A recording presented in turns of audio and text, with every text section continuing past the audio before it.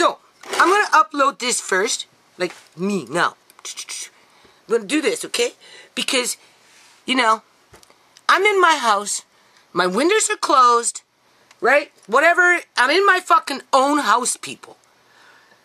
So what? Is the city going to show up at my house and say, oh, we got a little noise complaint. You were arguing with somebody.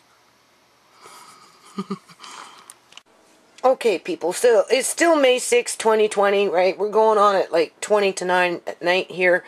This is my first harvest of the year. What you're looking at are dandelion roots. Here you're looking at dandelion leaves. And here you're looking at dandelion leaves and stems, which I've already washed. And this bag here is strictly for the rabbit. Okay? And then these leaves are very, very, very, very, very high. It's really a superfood. It's not something that we're familiar with eating because we've been so conditioned over the years, right, to buy our greens in the grocery store, which usually boils down to just a handful. You don't have much of a selection. Anyway, I am blessed to have organic dandelions in abundance. So, I have decided that I am going to try and, what do you call it? Hold on. Hold on. I'm kind of moving slow. I'm a little stiff. Just a little stiff. Okay. I have decided that I am going to make myself salads. And you can cook it as well. So I am going to... this kitten's meowing. Hold on a minute. It has personality. I let Andre keep it because his mom died, right? This is Little Black Lily. Her nickname is Lily. Let me close the window so I can put her down.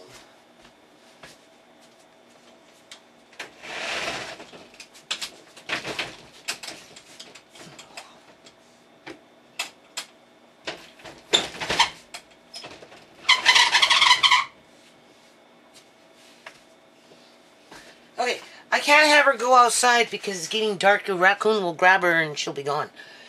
Alright, what was it? Oh, you're still in here, eh? I didn't know that. Okay, stay quiet. I'm talking. Okay? Okay. So anyway, we're going to start having dandelion salad.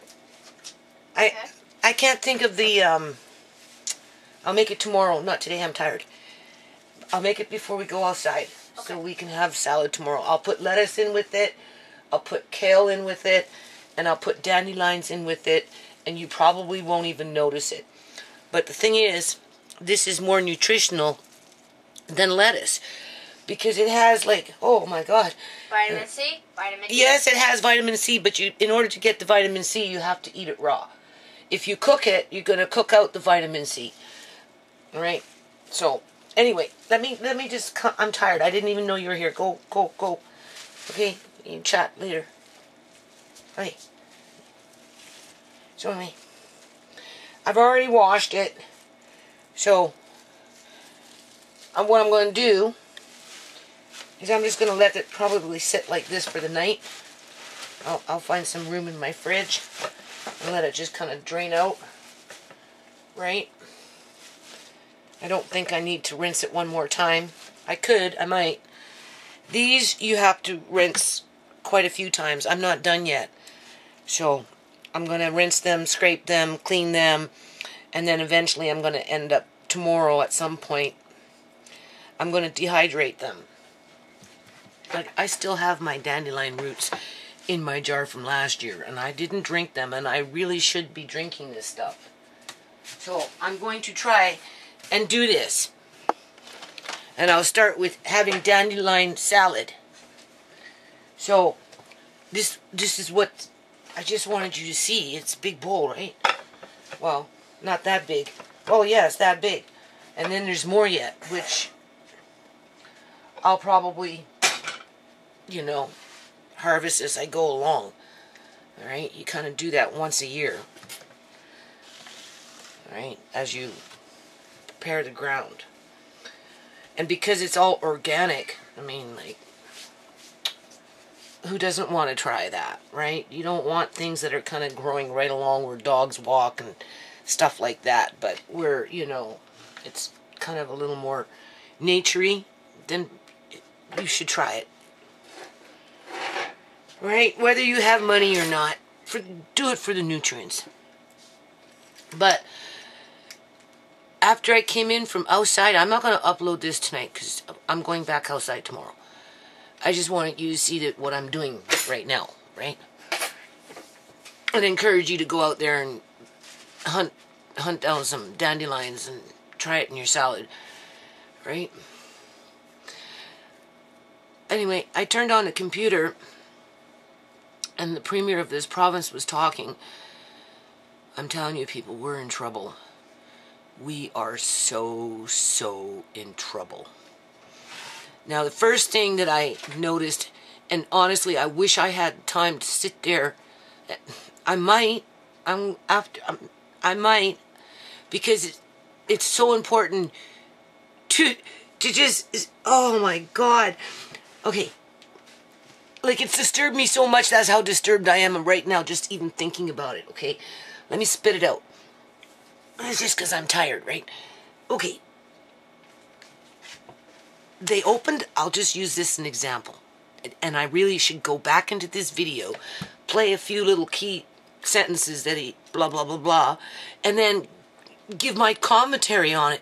Because, okay, you have to understand BC.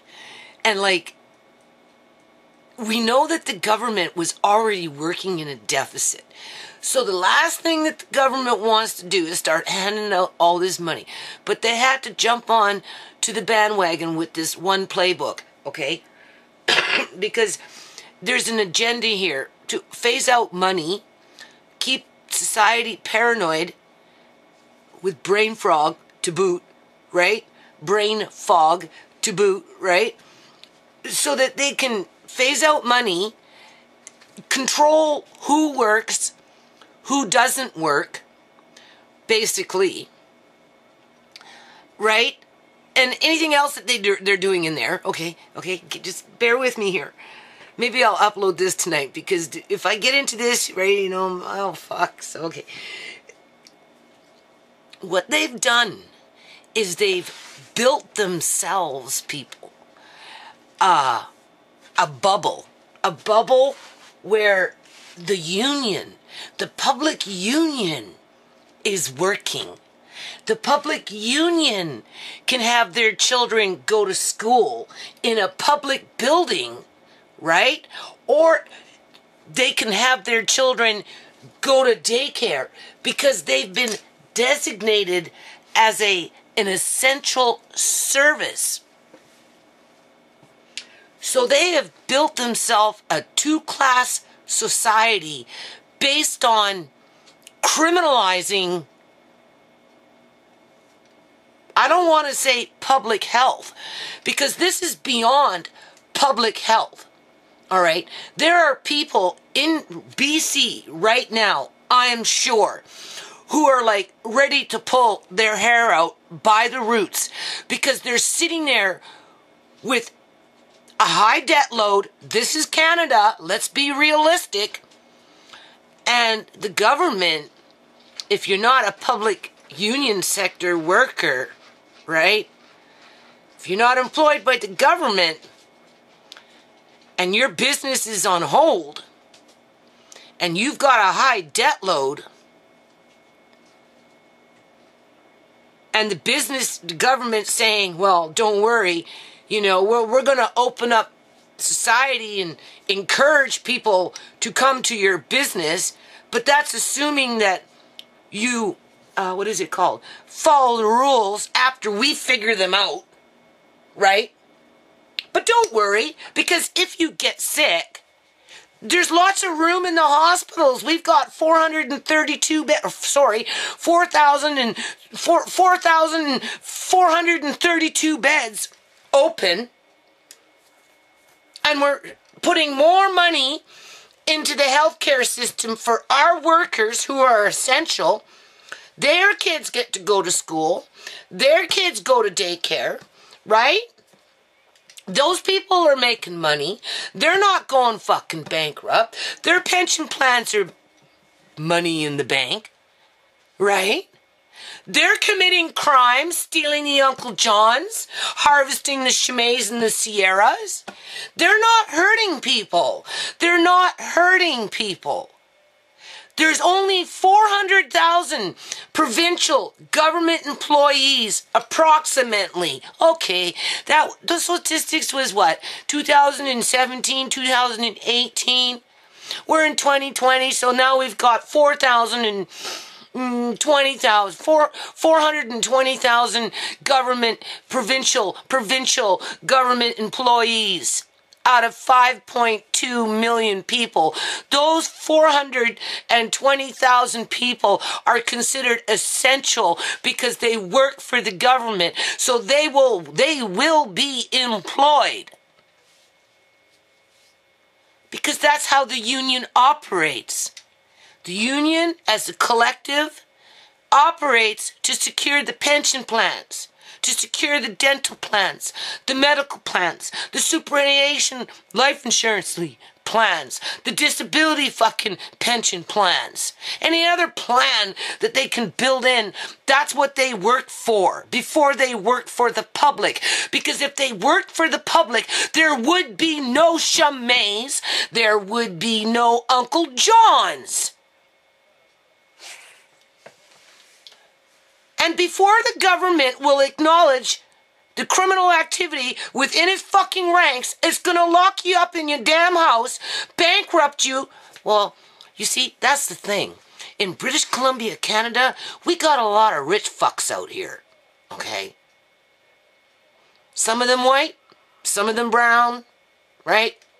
Point is, there's a lot of rich fucks out here that got their balls being squeezed by the government.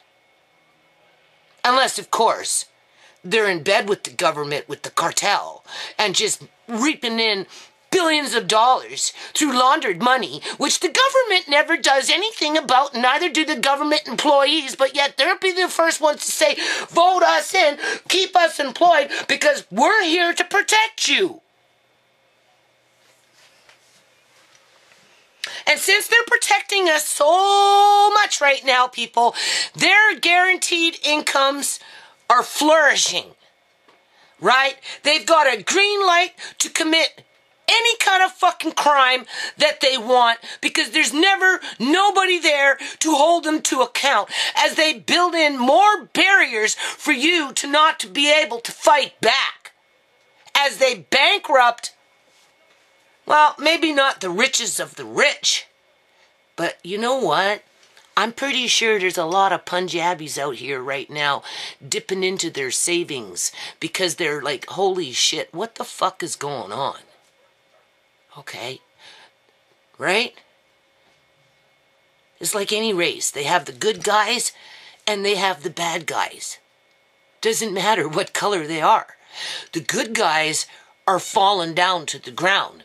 The ones that are hard workers, right, made all the right decisions in terms of whatever those decisions were, and now they can't even afford to keep up with their own responsibilities because they can't go out and work. They can't run their restaurant. They can't run their clothing store. They can't run their just whatever it is that they're running in terms of their legitimate businesses. Many of them are stuck. And if they had any cash stashed, I'm telling you people, they're dipping into it.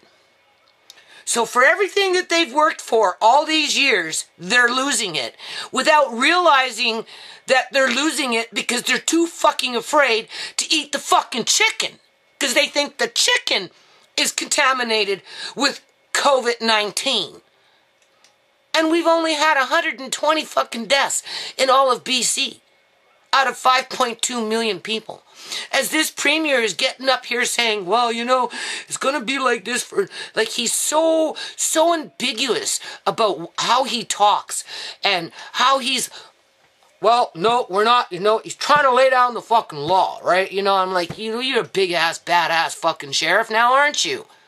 Like, who appointed you fucking sheriff, right? And, you know, I'm like, okay, if I was, like, somebody that had money in a house and, you know, had a little business and doing whatever, right, that doesn't fit within their guidelines, that doesn't fit into their guidelines, that they want you watching a hockey game on the internet. They can't do nothing for football out here for the BC Lions because, as the premier would say, it requires bums in the seat. Like, who the fuck talks like that? Well, we can't have a football game out here because it requires bums like the fucking, you know, you gotta sit down with your bum on a seat. Are you a hillbilly? Like, go back from where you came from. Because you're starting to be a real fucking disappointment. Right? Like, seriously, that's how I think about it, because all I can see is the government has ensured itself employment. The government has ensured itself a whole lot of fucking power and authority where technically, under God's right, they don't have that right, people. Okay? But, you know, everybody's afraid of death to the point where they will live a life of practical death. Okay? You want people to sit up there and watch a fucking hockey game on the fucking YouTube channel? Right? Are you right? And then sit up there and tell me that there is no such thing as called BC snuff movies? Where we actually target fucking young women out here for that purpose, to entertain? Because we're not allowed to go out into society and socialize and learn to get along? We gotta do it through the fucking keyboard? With all the keyboard warriors out there yet? Do you know how many keyboard warriors that we have to sift through just to find a fucking friend through all the mayhem of the internet? I mean, obviously I'm being a little dramatic here, people. Get out of here. I'm being a little dramatic, but you know, people need to stop and really think. How is it that the government can employ themselves? Make sure that they have access to public schools. Make sure they have access to fucking this and fucking that and fucking everything else under the fucking sun. Fucking. Right? Right? But this businessman that had a restaurant, you see, my heart kind of goes out to the business people with the restaurants because it's in my family genes. I know what it's like for a family, right? A husband and a wife and the kids to run a restaurant with the employees, right? I know what it's like because my own family did it. And I'm like, oh my God, I can't imagine what they're going through right now, people, because this government wants people to put up fucking plexiglass between the seats, between the tables. Like, who does that? And people want to bring children into a world like this? They don't need to be bringing in plexiglass. They need to be bringing in common sense. But you see, there's a lot of money out here, so nobody's really sweating it too much yet in terms of people who have money. They're looking at their savings like, right? They're looking at maybe selling a house just to keep up with the Joneses, the mortgage, whatever it is that they're keeping up with. They don't want to, but they're looking at it, right? How are some of these people going to bounce back? Unless, of course, they're in with the fucking game in terms of illegal organ harvesting, running fentanyl through the fucking streets. Oh, notice how fentanyl is still out everywhere. How is that coming into the country?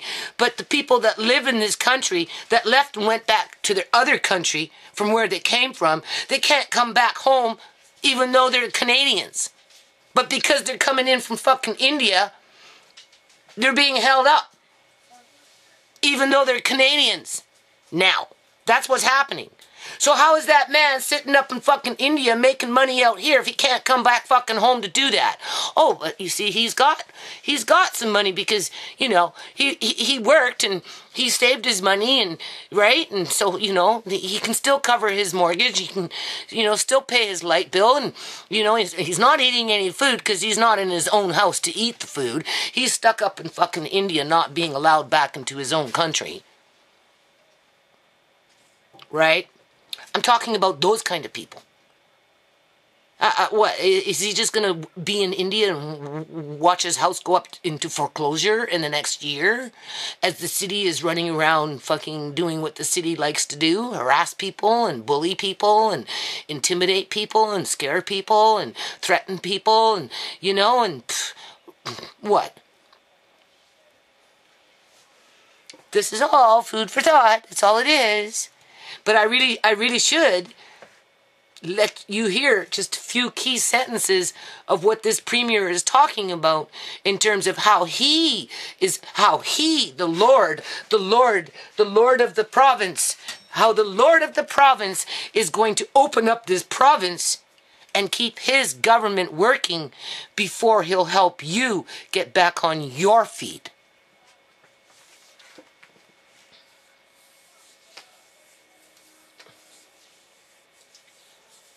It's really disturbing to see. I mean, it's one thing having to live in a society where there's already classism. I mean, let's face it, I'm down there, right? But it's another thing to wake up one day and realize how the government built in classism to protect itself first before it would to protect the public. And as it accuses the public, well, we're talking about maybe bringing in masks, not because it protects you from getting coronavirus. It's so that you don't infect somebody else. When I've already shown you, put on a mask, sooner or later, you're going to start getting some freaking brain fog in there because you're not getting enough damn oxygen. And not only that, but you're recycling your own damn germs into your own freaking lungs. They don't talk about that though, do they? No, they just want you to put the mask on so that you don't infect somebody else, but somebody else can infect you. So therefore, you become the criminal for infecting somebody else when you haven't even fucking done it yet. Psychological warfare, people.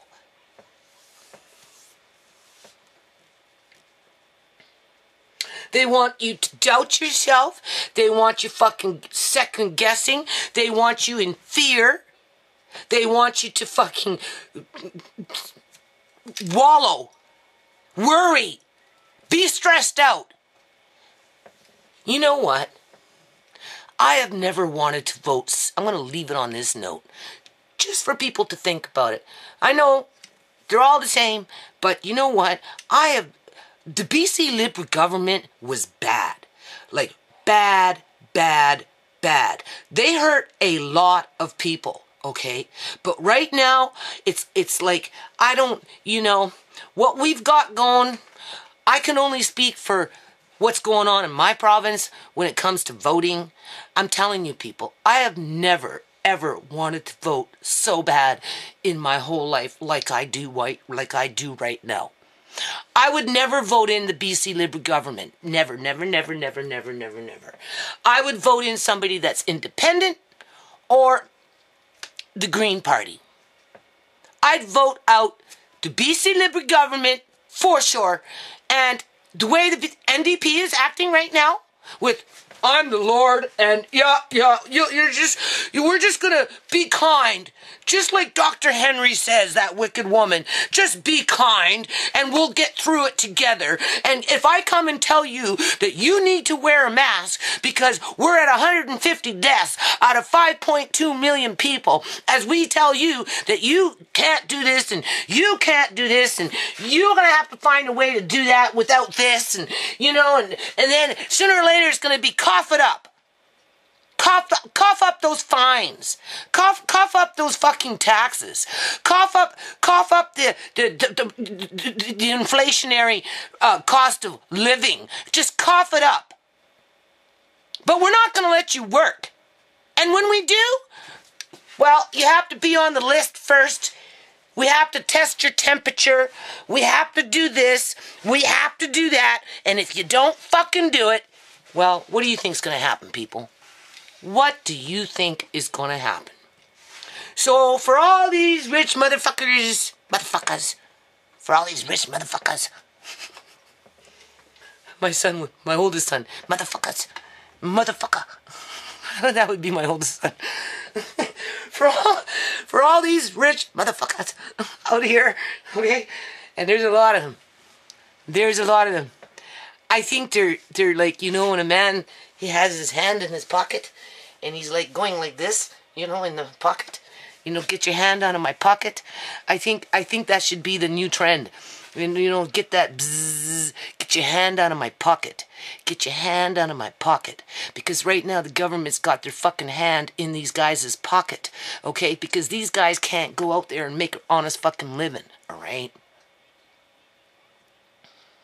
So what does that mean? They're dipping into their fucking pocket to pay, to keep up with just the cost of living in general, to protect their families, right? To have a future that for some reason the political parties that are in right now, in today, May 6th, 2020, right? Okay, you know, like they all need to be voted out. They really do need to be voted out. They're just taking public tax dollars, infusing it into their pension plans, their life insurance policies, there, and they're taking extra money, more money, putting it into a flawed fucking system, which is called the healthcare system. It is flawed, people. I have shown you time after time. It is flawed. They need to clean their own swamp before they start investing more billions of dollars so that they can come back to you and tell you that you don't get to move, breathe, nothing until they get to take your temperature. What gives them the right to stalk you, to take your temperature, to say that you can't fucking walk out in public without a freaking mask because if you don't, you're gonna kill somebody with your breath?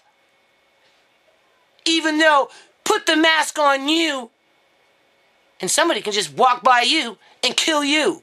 Like, oh. And this is what people want to bring children into the world? They really need to stop and think about that one. Seriously, because this is beyond the Twilight Zone. This is power-mongering, fear-mongering, freaking... There is a political agenda there, people. I've already shown it to you. I know it's not black and white. Why is it, how is it that the government can access all these fucking government facilities, have government paychecks, this, that, and everything else, but the fucking... I don't know what the percentage of 420,000 is out of $5.2 million. What makes 420,000 fucking people that much more important than the rest of the population when it comes to British Columbia, Canada? How about that one? Ask yourself that. What gives 420,000 fucking people where there's a whole lot of corruption in there, people? A whole lot of corruption where some of those people need to go to direct jail. They don't go past go. They go to jail. The government should be investing money into that, cleaning up that fucking garbage pit. Because there's more deaths surrounded around that than there is in the coronavirus. So, I'm going to upload this first, like me now. I'm going to do this, okay? Because, you know, I'm in my house, my windows are closed, right? Whatever, I'm in my fucking own house, people. So what? Is this you gonna show up at my house and say, oh, we got a little noise complaint? You were arguing with somebody.